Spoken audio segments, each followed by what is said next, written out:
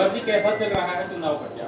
देखिए, आज मैं पहली बार गांव तेलनवाड़ी में यहाँ सभा करने के लिए आया और जिस प्रकार से सभा और सभा के बाद यहाँ के सभी सम्मानित नागरिकों से मिलकर के बातचीत करने का जो अवसर मिला है, तो मैं दावे के साथ कह सकता हूँ कि भारतीय जनता पार्टी के उम्मीदवार के रूप में यहाँ भव्य बिश्नोई और कमल के निशान की बड़ी जीत होने वाली है। सब जगह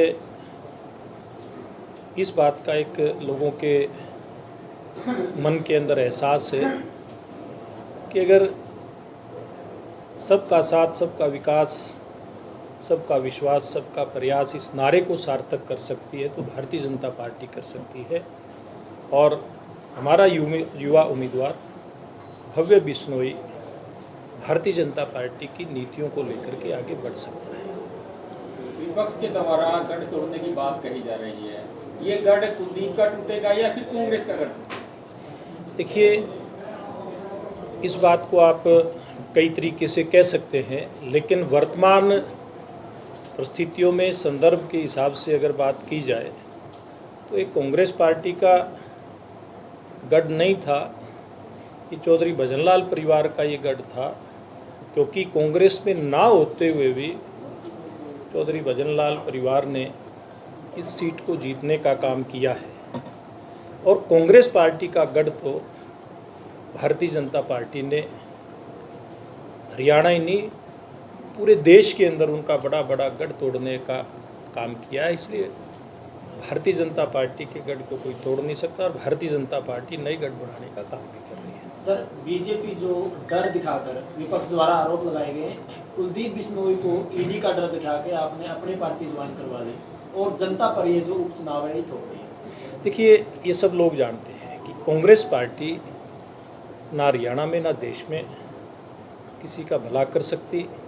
आज जो भारतीय जनता पार्टी में आ रहे हैं, चाहे कुलदीप बिश्नोई की बात करें, अन्य लोगों की बात करें, वो सब लोग भारतीय जनता पार्टी की, जो केंद्र की नरेंद्र मोदी जी के नेतृत्व की विकासशील सरकार है, यारा हरियाणा प्रदेश की हमारी मनोहर लाल जी के मुख्यमंत्री के नेतृत्व में विकासशील सरकार है, उसकी नीतियों को लेकर के लोग भारतीय जनता पार्टी में आ रहे हैं।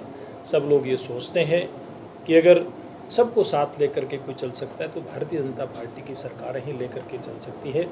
कुलदीप बिश्नोई तो एक नेता हैं, लेकिन आम आदमी जब भारतीय जनता पार्टी में आ रहा है तो किसके डर से आ रहा है? यहाँ डर नहीं है, यहाँ तो लोग एक काम का विश्वास लेकर के आ रहे हैं। आम आदमी पार्टी का प्रेस कॉन्फ्रेंस थी, उनसे पूछा गया पंजाब में आम आदमी पार्टी और हरियाणा और पंजाब का SYL के मुद्दे पर विवाद चला हुआ है। कुछ दिन पहले दोनों जो मुख्यमंत्री थे उनका मीटिंग हुई थी, लेकिन पंजाब में आम आदमी पार्टी ने पानी देने से मना कर दिया। जब उनसे पूछा गया तो उन्होंने कहा कि केंद्र सरकार का मामला है और केंद्र सरकार नहीं चाहती कि ये मामला सुलझे और जो हरियाणा और पंजाब का भाईचारा बना रहे। देखिए, मैं आपके माध्यम से आम आदमी पार्टी के नेता और वहाँ की सरकार से पूछना चाहता हूँ कि पंजाब के अंदर जो SYL बनी हुई थी उसको ख़त्म करने का काम किसने किया? वो वहाँ की प्रदेश सरकार ने किया। आज अगर SYL बननी है तो पंजाब के हिस्से के अंदर बननी है, वो किसी और के हिस्से में नहीं बननी। जो ज़मीन जहाँ पर SYL का निर्माण होना है वो केंद्र सरकार की नहीं है, वो पंजाब सरकार की, यानी कि पंजाब की वो ज़मीन है। तो पंजाब की जिम्मेवारी बनती है।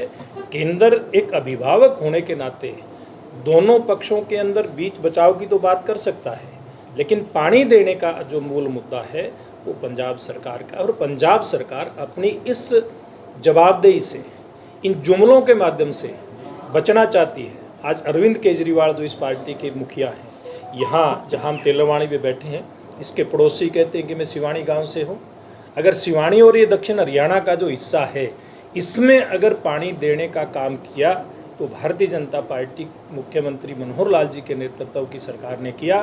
केजरीवाल का भी ये फर्ज बनता है, उस पार्टी के मुखिया हैं जिस पार्टी की सरकार पंजाब में है, उनका घर भी पुराना उनके पूर्वजों का यहाँ से नज़दीक है, तो हरियाणा में SYL का पानी आए, इस बात के लिए उनको पहल करनी चाहिए। बाई इलेक्शन की बात करें तो तीसरा बाई इलेक्शन हरियाणा में होगा। जी, अभी तक बीजेपी का एक भी कैंडिडेट नहीं जीत पाया, क्या इस बार कोई बदलाव जो है वो हो सकता है या फिर हैट्रिक लगने वाली? देखिए, निश्चित रूप से ये चुनाव भारतीय जनता पार्टी का उम्मीदवार बड़े मार्जिन के साथ जीतने वाला है। ये मैं नहीं कह रहा, मैं तो यहाँ की जनता की जो भावना है केवल उसका प्रकटीकरण कर रहा हूँ। क्या आप मानते हैं कि इस बार अगर आदमपुर में कमल खिलेगा तो भजनलाल परिवार की वजह से खिलेगा? देखिए, कोई भी चुनाव केवल एक फैक्टर के आधार पर नहीं जीता जाता। वहाँ से पार्टी भी होती है, वहाँ से उम्मीदवार भी होता है, वहाँ की जनता भी होती है।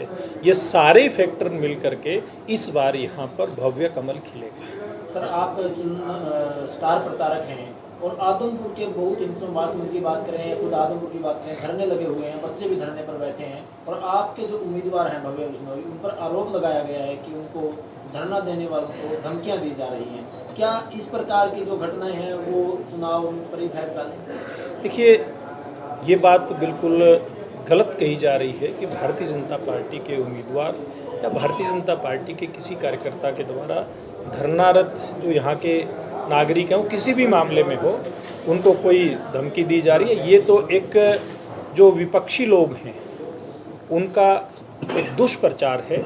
ऐसा लोकतंत्र के अंदर हो नहीं सकता। ये लोकतांत्रिक व्यवस्था है और हरियाणा की इस सरकार में, मनोहर लाल जी के नेतृत्व की सरकार में, वो लोकतंत्र का गला घोट नहीं सकता। भव्य बिश्नोई की एक वीडियो जो है सोशल मीडिया पर काफी वायरल हुई थी, जिसमें नोटों की माला पहने हुए वो दिखाई दे रहे हैं और चुनाव आयोग ने भव्य बिश्नोई को एक नोटिस भी दिया। देखिए, ये सारी बातें चुनाव आयोग और उम्मीदवार के बीच की हैं। मुझे लगता है कि इसमें बहुत ज़्यादा चर्चा करने की ज़रूरत नहीं है, क्योंकि चुनाव आयोग जो है पूरे, चाहे वो आम चुनाव हो या बाई इलेक्शन हो, उपचुनाव हो, उसमें ठीक प्रकार से काम करता है और इसमें जिस भी प्रकार की कोई बात होगी चुनाव आयोग इस बात का जवाब देगा। विपक्ष 4 केसों के आरोप लगा रहे हैं वो। देखिए, विपक्ष के बारे में जैसे मैंने बताया, विपक्ष अनर्गल इस प्रकार का प्रचार करता है जब विपक्ष के पास कोई बात नहीं होती। अब विपक्ष में जो उम्मीदवार हैं उनके बारे में मैं बहुत ज़्यादा कोई टिप्पणी करने का काम नहीं करूंगा, लेकिन ये बात मैं दोबारा से एक बार मजबूती के साथ कहना चाहूँगा कि विपक्ष के पास कोई मुद्दा नहीं है। मुद्दा विहीन विपक्ष इस प्रकार की बातें कर रहा है। सर, चारों कैंडिडेट हैं जो कांग्रेस से निकल के आए हैं, जी, कांग्रेस के ही सभी जो उम्मीदवार हैं, वो क्या बीजेपी कांग्रेस के वोट तोड़ पाएगी? देखिए, ये जो चुनाव है, ये चुनाव विकास के नाम पर मैं कह सकता हूँ कि आदमपुर के अंदर हो रहा है। बहुत साल से चौधरी भजनलाल जी का परिवार सत्ता से अलग रह करके जिस प्रकार की बात को महसूस करता था, क्योंकि बातचीत में सारी बातें निकल करके आती हैं कि चाहे वो कांग्रेस की सरकार रही हो, उस समय भी हुड्डा साहब की सरकार थी, उनकी अपनी पार्टी की सरकार थी। इस क्षेत्र को कहीं न कहीं अनदेखा करने का काम किया गया।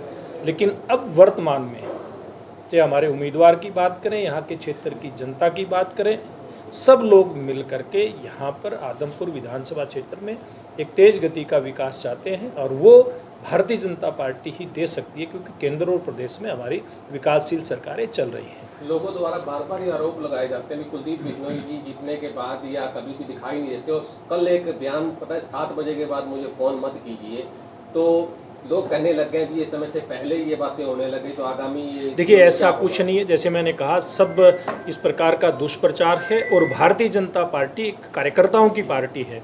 कुलदीप बिश्नोई भी भारतीय जनता पार्टी के कार्यकर्ता और हमारी सैकड़ों कार्यकर्ताओं की टीम, हजारों कार्यकर्ताओं की टीम लगातार यहाँ की क्षेत्र की जनता की बात सुन करके और उनके मुद्दों का समाधान करने का काम करेंगे। जनता से क्या अपील करेंगे? देखिए, मैं जनता से ये अपील करना चाहूँगा कि आदमपुर क्षेत्र की जनता के पास सत्ता में भागीदारी करके और इस क्षेत्र में अगर कहीं कोई विकास के काम की कोई कमी रही है, वो पूरा करने का बहुत सुनहरी अवसर है। मैं हाथ जोड़ करके अपील करना चाहूँगा कि पूर्व के सारे रिकॉर्ड तोड़ते हुए इस बार आदमपुर में भव्य कमल खिलाने का काम करें।